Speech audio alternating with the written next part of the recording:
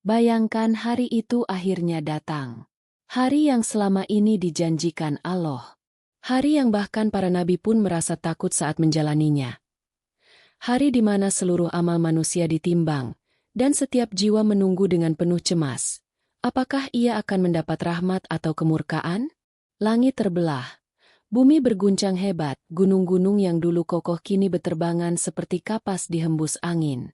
Lautan meluap, matahari didekatkan hanya sejengkal dari kepala manusia, keringat bercucuran, sebagian manusia tenggelam di dalamnya. Sesuai kadar dosanya, semua manusia berbaris panjang, tanpa alas kaki, tanpa busana, tanpa satupun harta yang dulu mereka banggakan. Tak ada lagi raja atau rakyat, kaya atau miskin. Semua sama, yang membedakan hanyalah amal dan dosa. Namun, di tengah jutaan manusia yang menundukkan kepala dengan penuh harap, ada sekelompok manusia yang Allah berpaling dari mereka. Bukan hanya berpaling, mereka tidak akan dilihat oleh Allah, tidak akan diajak bicara, tidak akan disucikan, dan akan mendapat azab yang pedih. Naudzubillahi min dzalik. Betapa ngerinya ketika semua berharap pandangan rahmat. Namun yang datang adalah penolakan dari Rob yang Maha Agung. Rasulullah Shallallahu Alaihi Wasallam bersabda dalam sebuah hadis sahih riwayat Muslim. 3 golongan yang tidak akan diajak bicara oleh Allah, tidak dilihat, tidak disucikan, dan bagi mereka azab yang pedih. Lalu beliau menyebutkan beberapa golongan yang termasuk di dalamnya. Bayangkan, ketika Rasulullah yang penuh kasih dan lembut kepada umatnya justru menyampaikan kabar sekeras ini. Itu artinya, perbuatan mereka sangat berat di sisi Allah, dan bahayanya mengancam keselamatan akhirat. Hari kiamat bukanlah sekadar hari perhitungan biasa. Itu adalah hari pengungkapan segalanya, di mana yang tersembunyi akan ditampakkan, dan yang pura-pura saleh akan terbongkar. Tak ada satupun yang bisa berbohong di hadapan Allah. Lidah akan terkunci, tangan dan kaki akan bersaksi atas segala amal perbuatan di dunia.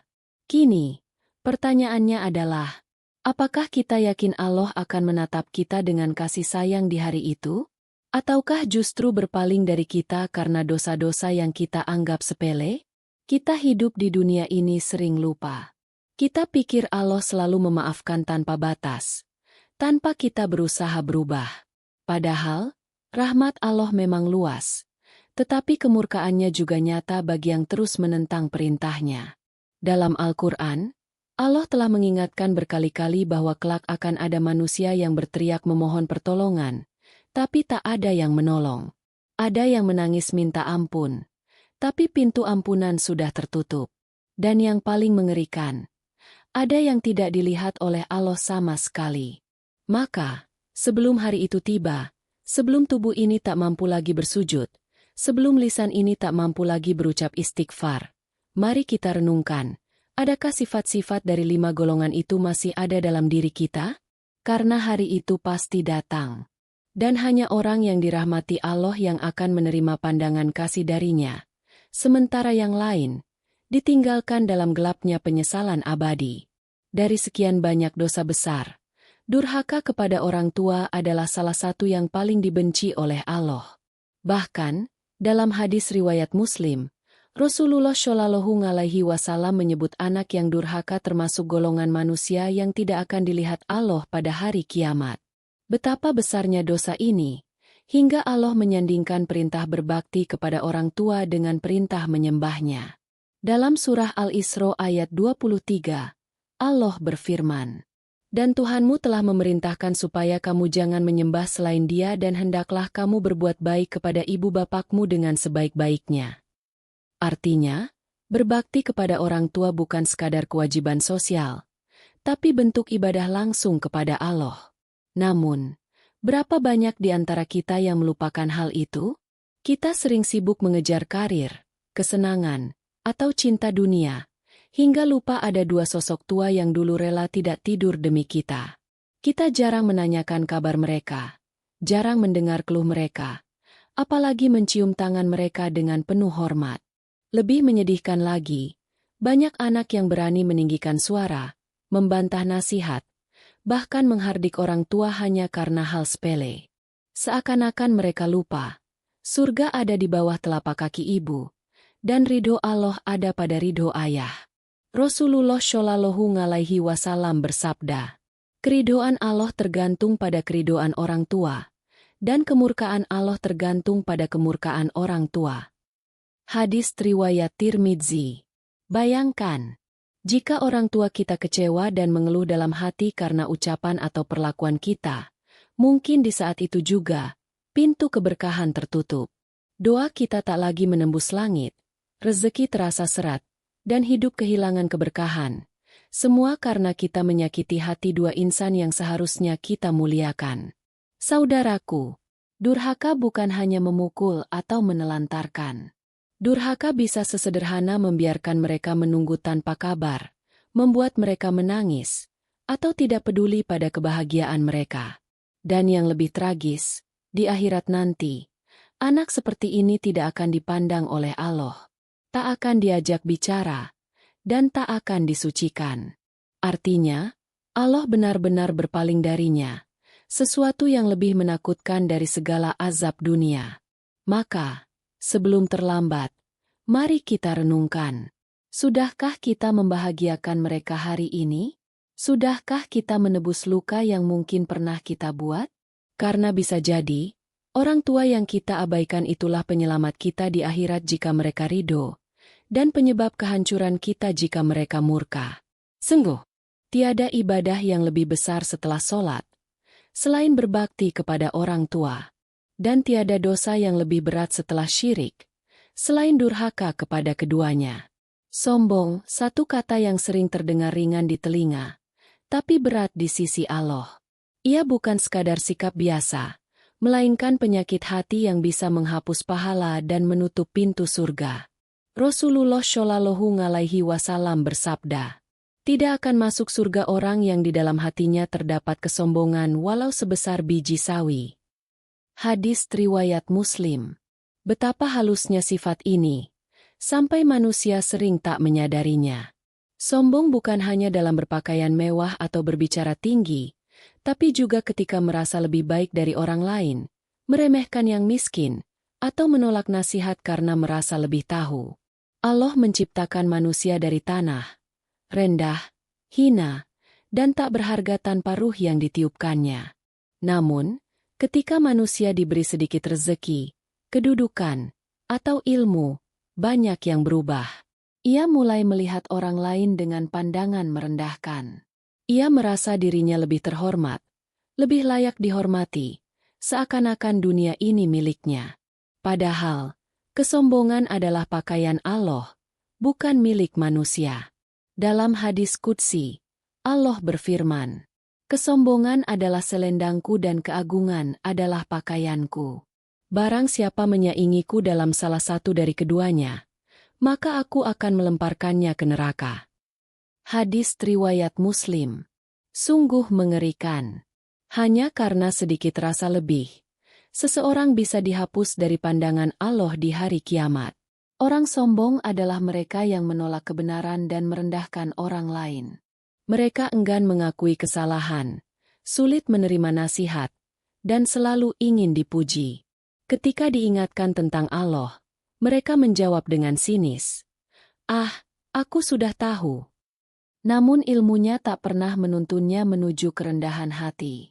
Di dunia, orang sombong mungkin terlihat berkuasa, tapi di akhirat, mereka akan dihinakan di hadapan seluruh makhluk.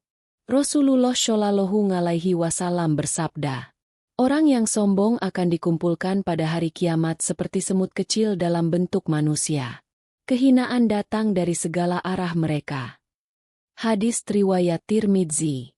Bayangkan manusia yang dulu berdiri gagah, disegani banyak orang, kini berjalan di padang mahsyar seperti semut, diinjak-injak oleh makhluk yang dulu ia remehkan. Tak ada lagi gelar. Tak ada lagi kekayaan, tak ada lagi kebanggaan. Yang tersisa hanyalah kehinaan dan penyesalan abadi. Kesombongan juga bisa muncul dalam bentuk ibadah. Ketika seseorang merasa dirinya paling suci, paling rajin sholat, paling banyak amal, namun hatinya merasa lebih baik dari yang lain, disitulah penyakit sombong tumbuh paling dalam. Tidak ada manusia yang pantas sombong. Kita lahir tanpa membawa apapun, dan akan mati tanpa membawa apapun. Semua yang kita punya hanyalah titipan, bukan kebanggaan. Maka tundukkan hati kita. Jika melihat orang miskin, ingatlah bahwa mungkin dia lebih mulia di sisi Allah. Jika melihat orang bodoh, ingatlah bahwa mungkin dia lebih ikhlas dalam amalnya. Dan jika kita diberi kelebihan, gunakanlah untuk menolong, bukan meninggi. Sebab di hari kiamat nanti, Allah tidak akan memandang orang yang sombong. Ia berpaling darinya, sebagaimana orang itu berpaling dari kebenaran di dunia. Dan sungguh, berpalingnya Allah adalah kehinaan yang tak ada tandingannya. Rumah tangga seharusnya menjadi tempat cinta dan ketenangan, bukan medan pengkhianatan. Namun, betapa banyak hari ini pernikahan hancur bukan karena takdir, tapi karena pengkhianatan hati. Golongan ketiga yang tidak akan dilihat Allah di hari kiamat adalah suami atau istri yang berkhianat dalam pernikahan. Mereka mengkhianati amanah suci yang dijaga oleh Allah sendiri. Dalam hadis riwayat An-Nasai, Rasulullah Shallallahu Alaihi Wasallam bersabda, Allah tidak akan melihat kepada laki-laki yang tidak bersyukur kepada istrinya, padahal istrinya tidak pernah lelah melayaninya. Dan dalam hadis lain, beliau bersabda, perempuan mana yang meninggalkan rumah suaminya tanpa izin, maka malaikat melaknatnya sampai ia kembali. Hadis riwayat Abu Dawud. Pernikahan adalah ikatan spiritual, bukan sekadar hidup bersama. Ia dibangun di atas janji yang diucapkan di hadapan Allah. Namun ketika janji itu dikhianati, berarti seseorang telah mengkhianati Allah. Bentuk pengkhianatan tidak selalu dengan selingkuh fisik. Ada pengkhianatan hati, ketika seseorang menyimpan cinta kepada orang lain di luar pasangannya. Ada pengkhianatan lisan, ketika seseorang mempermalukan, menghina, atau memfitnah pasangannya. Ada pula pengkhianatan tanggung jawab, ketika suami lalai menafkahi, atau istri tidak menghormati. Setiap luka yang ditimbulkan oleh pengkhianatan akan menjadi saksi di hadapan Allah. Dan setiap air mata pasangan yang jatuh karena ketidaksetiaan akan ditagih balasannya di akhirat. Saudaraku, ketahuilah, Allah sangat mencintai rumah tangga yang dijaga dengan kejujuran dan kasih.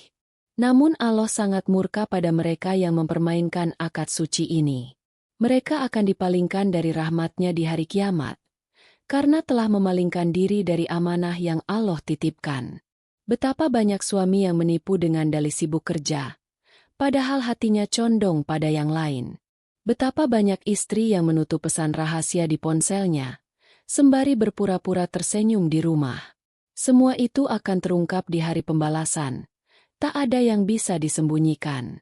Rasulullah Shallallahu Alaihi Wasallam pernah bersabda, setiap kalian adalah pemimpin, dan setiap pemimpin akan dimintai pertanggungjawaban atas yang dipimpinnya. Hadis riwayat Bukhari dan Muslim. Suami adalah pemimpin bagi keluarganya. Istri adalah penjaga rumah dan kehormatan suaminya. Jika keduanya tidak amanah, maka rumah tangga itu akan kehilangan keberkahan. Dan di akhirat, mereka akan kehilangan pandangan Allah. Maka jagalah janji suci itu. Cintai pasanganmu bukan karena sempurna, tapi karena Allah. Maafkan, doakan, dan perbaiki, karena rumah tangga bukan tentang mencari yang terbaik, tapi menjadi yang terbaik bagi pasanganmu.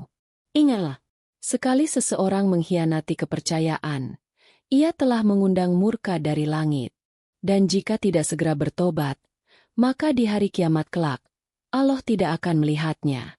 Sungguh, tidak ada kehinaan yang lebih besar dari berpalingnya pandangan Allah. Dua golongan terakhir ini termasuk yang paling dibenci oleh Allah. Keduanya bukan hanya merugikan diri sendiri, tetapi juga menjerumuskan banyak orang. Mereka adalah penguasa yang zalim dan orang yang memperjualbelikan agama untuk kepentingan dunia. Penguasa yang zalim. Rasulullah Shallallahu Alaihi Wasallam bersabda, sesungguhnya manusia yang paling dibenci Allah dan paling jauh darinya adalah pemimpin yang zalim. Hadis riwayat Ahmad. Zalim artinya tidak menempatkan sesuatu pada tempatnya. Dan ketika seorang pemimpin bersikap zalim, maka kezalimannya menjalar luas, menindas rakyat, menginjak keadilan, dan mempermainkan hukum. Seorang penguasa zalim mungkin tampak gagah di dunia, duduk di kursi empuk, dihormati banyak orang, tapi kelak di hari kiamat ia akan datang dalam keadaan hina. Dalam hadis riwayat Tabrani disebutkan, pemimpin yang zalim akan datang pada hari kiamat dengan keadaan terbelenggu, sampai keadilan manusia diadili atas kezalimannya. Bayangkan, seorang raja atau pejabat tinggi, yang dulu disanjung dan dikawal, kini berjalan di padang mahsyar sendirian, dengan rantai yang membelit tangannya. Setiap keputusan yang merugikan rakyat akan menjadi saksi. Setiap doa orang yang teraniaya akan menjadi tuntutan. Rasulullah Shallallahu Alaihi Wasallam juga mengingatkan, takutlah terhadap doa orang yang terzalimi, karena tidak ada penghalang antara doa itu dan Allah. Hadis riwayat Bukhari. Mereka yang dulu di dunia berpaling dari jeritan rakyat, di akhirat akan dipalingkan dari pandangan Allah. Allah tidak akan berbicara kepada mereka, tidak akan melihat mereka, dan tidak akan mensucikan mereka dari dosa. Sungguh, murka Allah terhadap kezaliman lebih dahsyat dari apapun di dunia ini. Tukang dusta agama. Golongan kelima adalah orang yang memperjualbelikan agama. Mereka tahu kebenaran, tapi menutupinya demi kepentingan pribadi. Mereka mengutip ayat, tapi dengan maksud menipu. Mereka memakai jubah kesalehan, tapi hatinya busuk oleh dunia. Allah berfirman dalam surah Al-Baqarah ayat 174.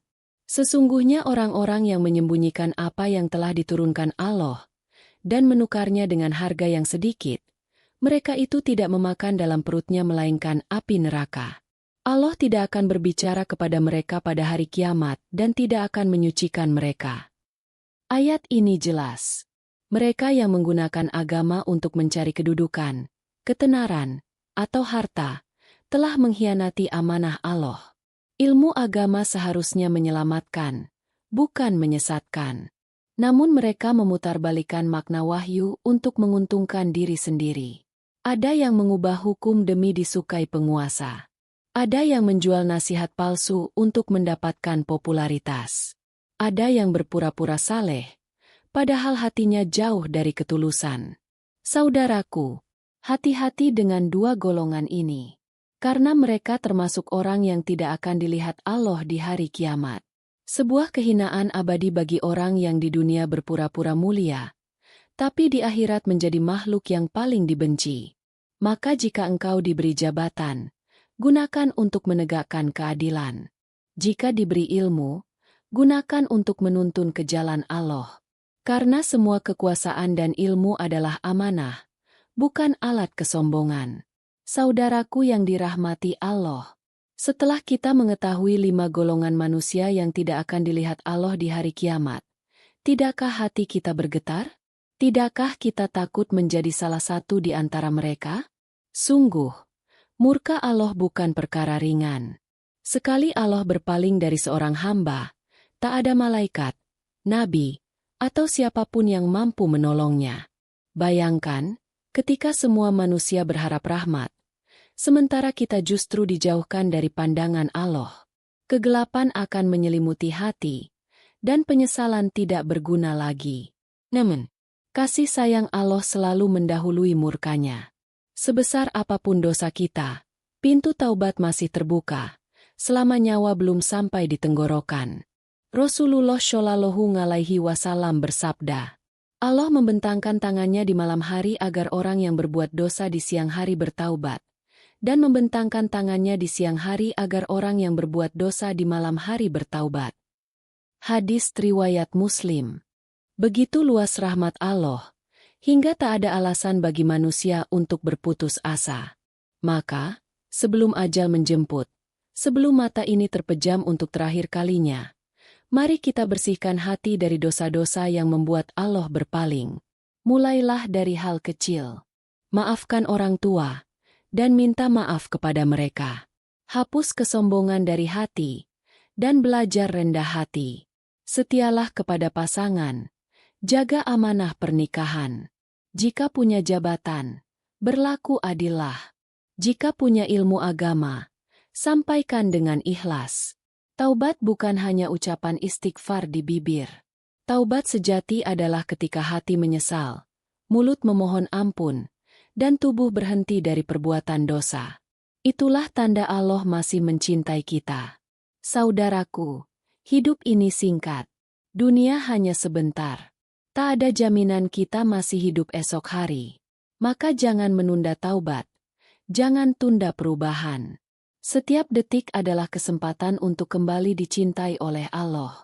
Rasulullah Shallallahu Alaihi Wasallam pernah menangis hingga janggutnya basah ketika menceritakan 5 golongan ini. Beliau berkata, "Aku menangis bukan karena takut untuk diriku, tapi karena takut untuk umatku." Betapa besar kasih beliau kepada kita. Namun, jika kita masih keras hati dan tidak mau berubah, bagaimana mungkin kita pantas mengharap syafaatnya? Mari, mulai hari ini, jadikan hati kita lembut terhadap kebenaran. Jadikan hidup ini jalan menuju pandangan kasih Allah di akhirat. Karena sesungguhnya, tidak ada kebahagiaan yang lebih besar dari dilihat oleh Allah dengan penuh rahmat. Jika video ini menyentuh hati Anda, jangan lupa tekan tombol like, bagikan ke saudara dan teman, dan subscribe agar Anda tidak ketinggalan kisah penuh hikmah lainnya. Semoga Allah selalu menjaga kita dari murkanya. Amin ya Robbal Ngalamin.